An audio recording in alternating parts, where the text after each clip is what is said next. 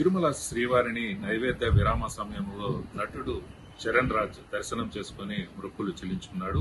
ఆయనకు టీటీడీ అధికారులు దగ్గరుండి దర్శనం చేయించి స్వామివారి తీర్థ ప్రసాదాలను అందజేశారు.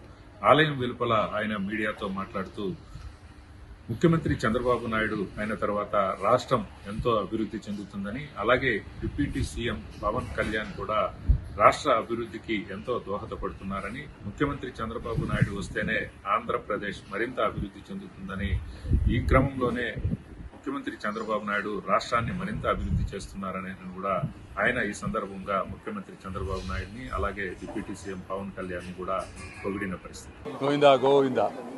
బాలాజీ గారు మంచి దర్శనం ఇచ్చారు. మన బ్రదర్ ఇక్కడ ఉన్నారు. సో మంచి సంతోషమైన విషయం ఏంటంటే చంద్రబాబు నాయుడు గారు మళ్ళీ సీఎం అయ్యారు.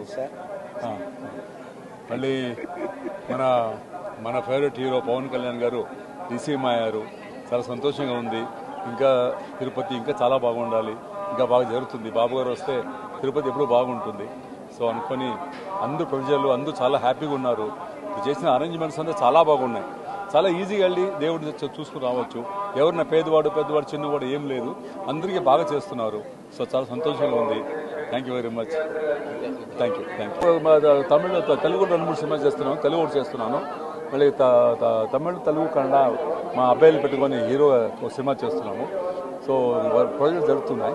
ఓకే, ఒక సినిమా నేను డైరెక్షన్ చేస్తున్నాను. సో జరుగుతున్నాయి.